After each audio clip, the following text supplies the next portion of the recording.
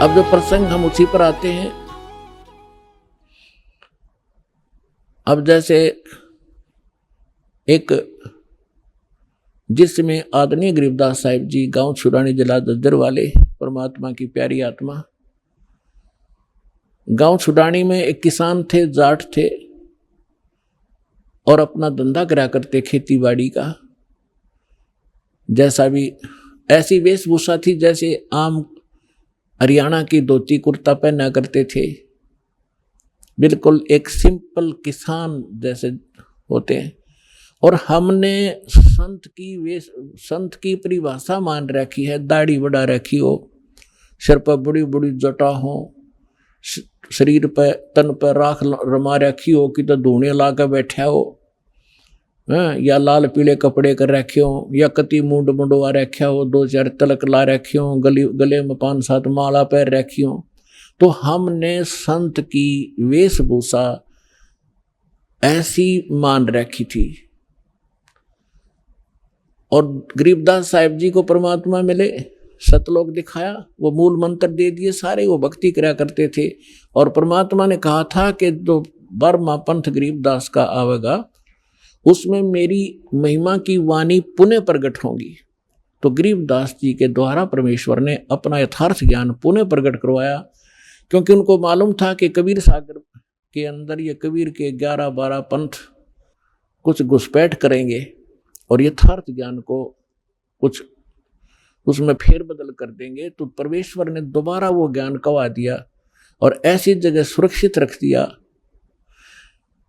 गरीबदास जी द्वारा लिखा हुआ ग्रंथ है और उसके विषय में दास तो गरीबदास पंथ से ही अलग हुआ है। खूब जानकारी थी कि किस सब ने ये बता रखा था कि गरीबदास जी ने जो वाणी लिख रखी है, किसी ने मात्रा भी गलत लिख दी और कोई फेरबदल कर दिया वाणी में तो उसका बहुत बुरा हाल होगा।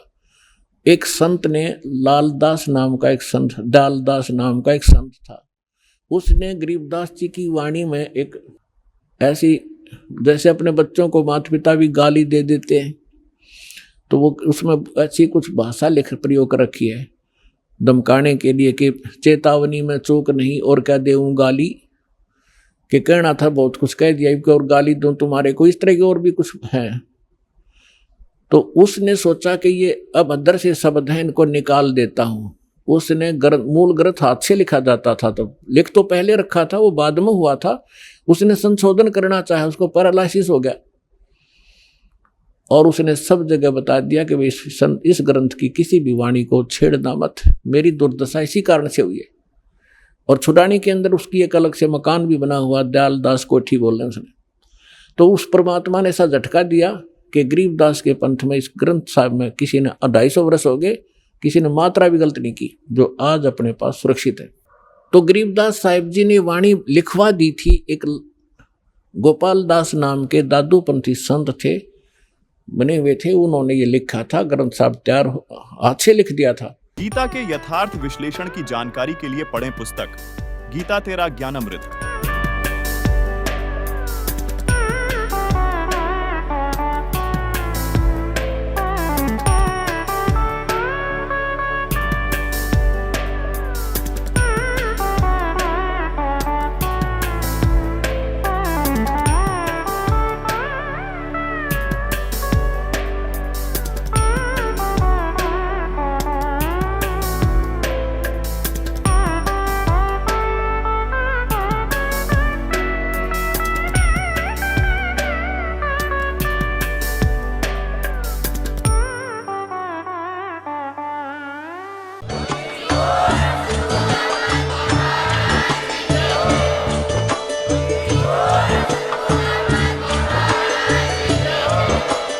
आप सुन रहे थे जगत गुरु तत्वदर्शी संत रामपाल जी महाराज जी के मंगल प्रवचन। अधिक जानकारी के लिए विजिट कीजिए हमारी वेबसाइट www.jagatgururampalji.org। संत रामपाल जी महाराज जी के शुभ आशीर्वाद से पूरे विश्व भर में 500 से भी ज्यादा नाम दीक्षा केंद्र हैं, जिन पर संत रामपाल जी महाराज जी द्वारा ऑनलाइन निशुल्क नाम दीक्षा दी जा रही है। अपने नजदीकी नाम दीक्षा केंद्र का पता करने के लिए